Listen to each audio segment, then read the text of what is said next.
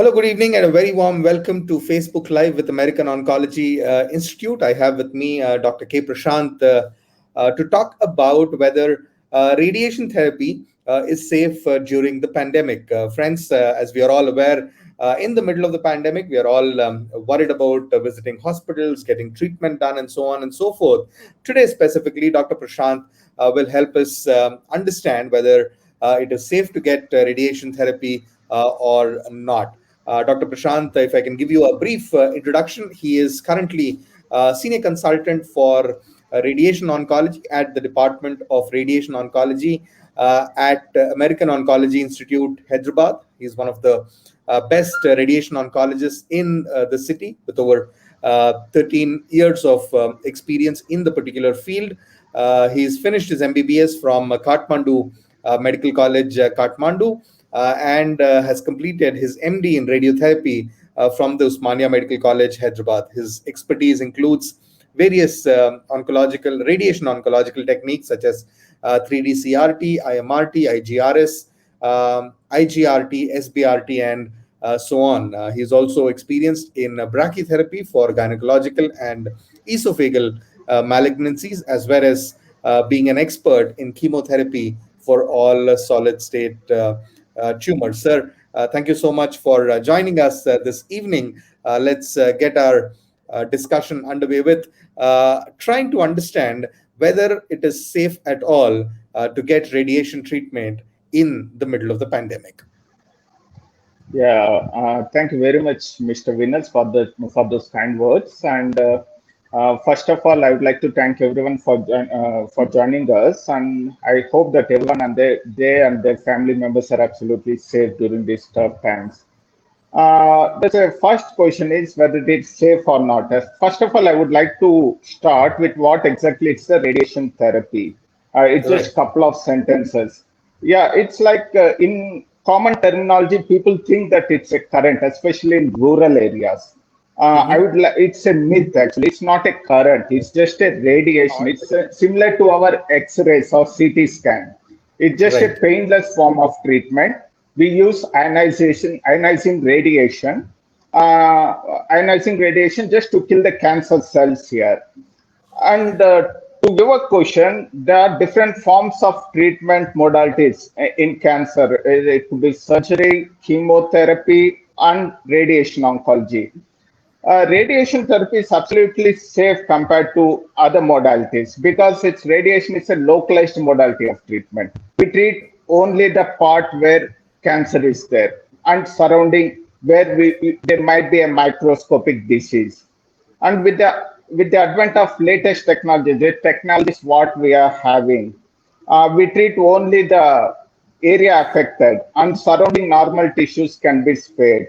In that way, radiation therapy is absolutely fine because it's not going to affect immunity of the patient like chemotherapy. Obviously, chemotherapy does reduces the WBC counts and patient becomes immunocompromised. But fortunately, that side effect is not there in radiation oncology. Patients can come and take treatment, and it's absolutely safe during COVID, especially with the advent of newer and latest technologies. Yes. Right. Sir, then the second logical question that naturally arises is that during the pandemic, with so many people being tested positive, are you going to treat COVID positive patients with radiation therapy? And if so, what kind of precautions are required for the safety of patient, staff, and the patients who are coming after them? Yeah, first of all, do we need to postpone or not? My answer is absolutely not. Actually, cancer treatment has to go on. To emphasize it, let me divide these cancer patients into three forms. First, who are recently diagnosed with cancer, like who are newly diagnosed with cancer. Second, set of patients who are already diagnosed with cancer and on some form of treatment. It could be chemotherapy or radiation treatment. Third, who already completed the treatment, who are on regular follow-up. Coming to the first set of patients who are newly diagnosed with the cancer, actually, there is Right. no way that you can postpone the treatment of cancer because, as you know, it's not advisable. Cancer is obviously it grows, right? Right. Delaying the cancer treatment is definitely patient goes to advanced stage. I mean, the tumor grows and it spreads to the other organs in common terms, in layman terms. It metastasis to distant organs. So, no way that we can postpone the treatment of cancer. Of course, there are certain group of cancers which are very slow growing. I can give you examples. One is breast cancer in an elderly, which are hormone responsive tumors. They are absolutely slow growing. For those, you can postpone treatment for certain period of time by giving some form of hormonal medication which controls the growth of cancer. And also prostate in elderly, which is also a slow growing tumor. There are different scores, like one is low risk, moderate, and high risk. Low risk prostate cancer, which is slow growing, yes, you can opt for postponing treatment by giving some form of hormonal medication. But coming to those cancers which are fast growing, especially leukemias and lymphomas, or head and neck cancers, lung cancers, there's no way that you can postpone treatment. You have to follow protocols and you have to start treatment as early as possible. And as I told you, the three sets of patients, right? Second set of patients is who are those who are already on treatment. Then there is no way that you can, they have to continue undergoing whatever treatment they are getting. And third set of patients is who are already completed treatment, who are on follow-up. Normally, patients who have completed the treatment, they have to be on regular checkups for certain period of time. There, they can postpone their checkups if they are asymptomatic. If for minor symptoms, they consult their local physician for those respective symptoms. So, and they can opt for video consultations or telephonic consultations, which we are very happy to give them, so that they need not come all the way to the hospital and getting themselves exposed and are there and their family members. And Right. next question is, what precautions are we taking, like while undergoing treatment? Radiation treatment is not a single day treatment. It goes for certain period of time, anywhere between 5 to 7 weeks. So patient has to come daily to the hospital at least 5 days in a week for a period of 5 to 7 weeks, depending on the type of cancer. Suppose there are certain forms of radiation where we'll give from 1 to 3 sittings, maybe maximum 5 sittings. That is called stereotactic radiotherapy. But that cannot be given for all cancer patients. That limited. Those indications for those type of radiation techniques are very limited. Most of the majority of the cancers, like 70 to 80% who requires radiotherapy, they have to undergo treatment for 5 to 7 weeks.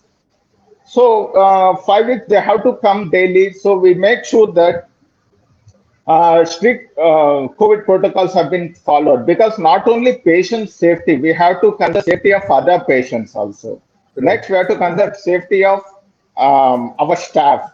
Next, we have Mhm. to consider safety of accompanying persons who are coming along with the patients. So, luckily, our most of our AYS centers, we don't treat COVID patients. There are certain centers we do treat COVID patients, but the building is completely separate block or completely separate building.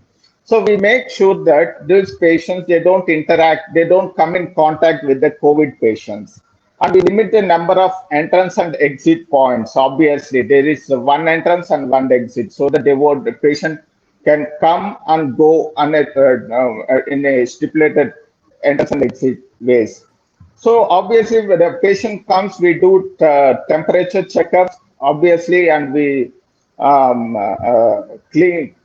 This sanitization is very important. We follow, and of course, distancing we follow. We make sure that patient won't sit next to each other. 6 feet distance is maintained, and we limit the number of accompanying persons with the patient. Strictly, one attendant has to come with the patient. The patient, of course, once patient enters into the radiation room, we make sure that Patient is very comfortable so that they don't get scared.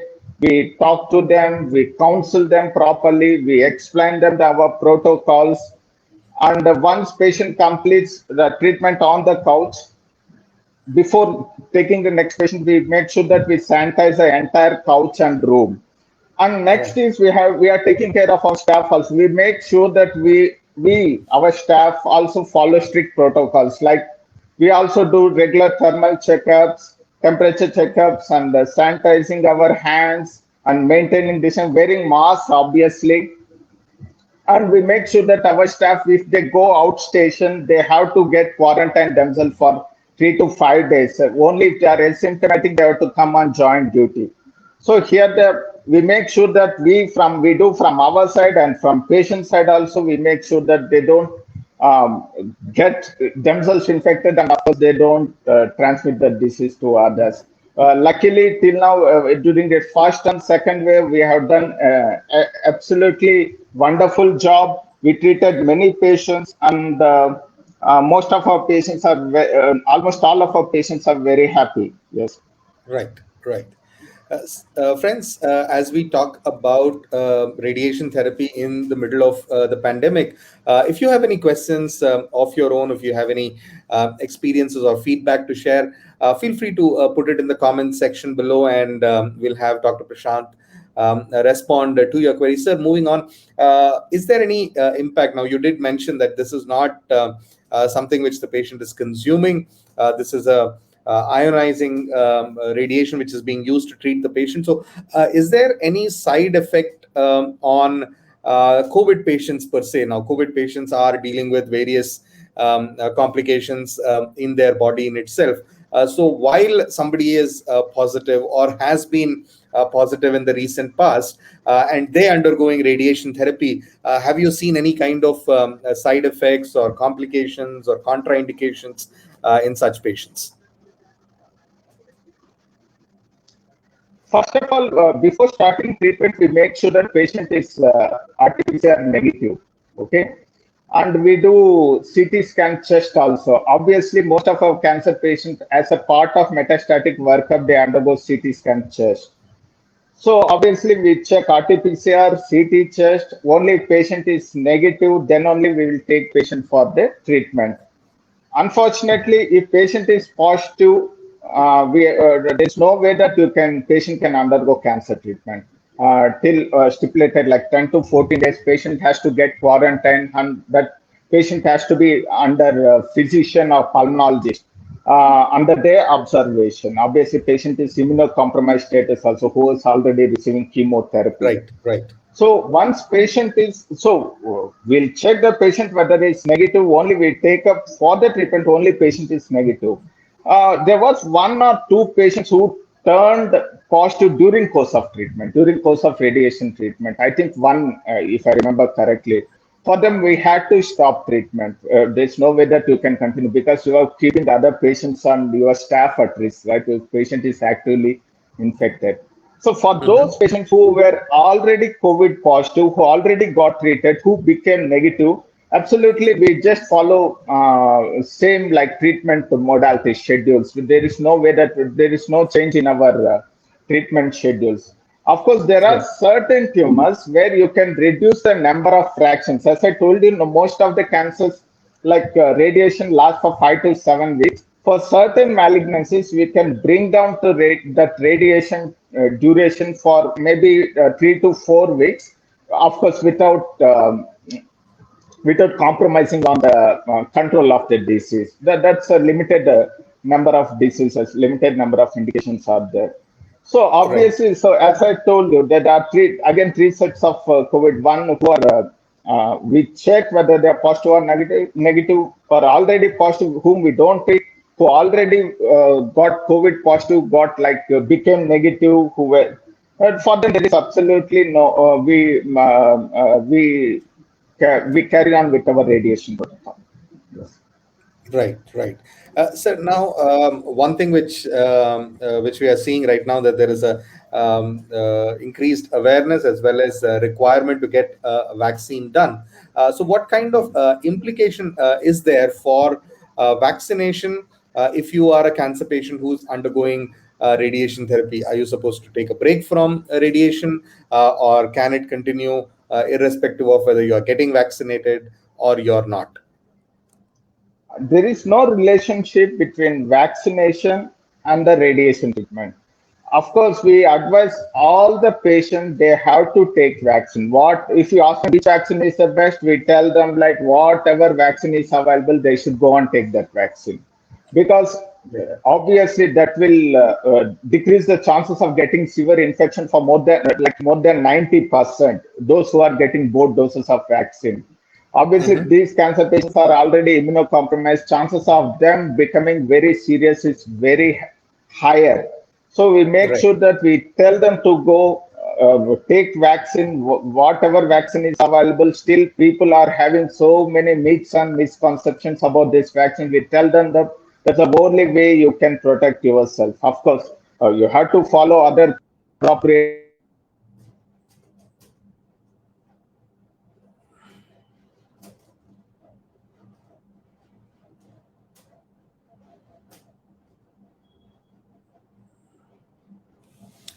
for vaccinate. Only contraindication for vaccination is people who has undergone bone marrow transplant.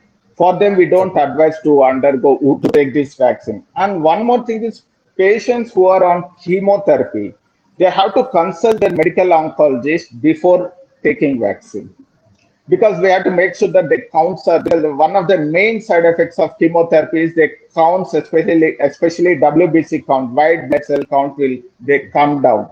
So we have to make sure that WBC count is absolutely fine. One if it is fine, then they can take their vaccination. And Right. I repeat, vaccination is the only way where we can protect ourselves along Right. with COVID appropriate behavior. Yes.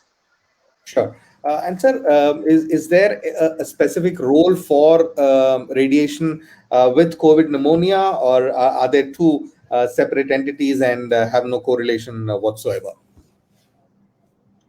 This is very interesting question, and many people they keep asking me because some time back there was a message which circulated. There was WhatsApp message which circulated in many groups that radiation is a form of treatment for COVID. Let me tell you that it's not a standard treatment, but still research is going on, studies are going on. There were certain, even in our AIMS Delhi, they have conducted a study. They treated those sample sizes very less. They treated around 10 to 12 patients. Of course, the results were very promising. If you ask me how radiotherapy can act for COVID, yes, it acts for COVID pneumonia. Yes, there is theoretical benefit is there because certain dose it acts as a anti-inflammatory. You know that why people get very serious during COVID. It's an autoimmune phenomenon. Your body produce immune various cytokines and other chemicals which is very harmful to your body, especially for lungs. So what we do here is we treat them with single fraction, very less dose of radiation, which is far below the tolerance levels of lungs. That means, in simple terms, it won't harm lungs, but it acts as an anti-inflammatory.